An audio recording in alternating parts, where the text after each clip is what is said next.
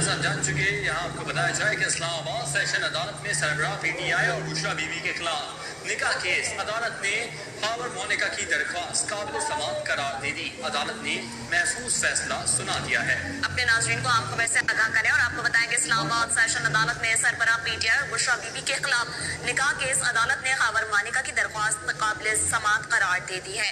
अदालत ने महफूज फैसला भी सुना दिया है। अपने नाज़रीन को अहम खबर से अपडेट करें और आपको बताएं कि इस्लामाबाद सेशन अदालत में सरबराह पीटीआई और बुशरा बीबी के खिलाफ निकाह केस अदालत ने खैबर मोनिका की दरख्वास्त काबिल समाअत करार दे दी है।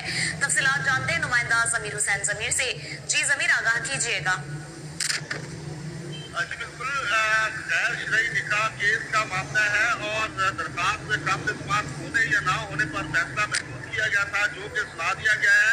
इससे सेशन कोर्ट इस्लामाबाद ने साबित चेयरमैन पीटीआई के खिलाफ गैर शरई निकाह केस काबिल समाअत होने या ना होने पर फैसला महफूज किया था, जो कि सुनाया गया है।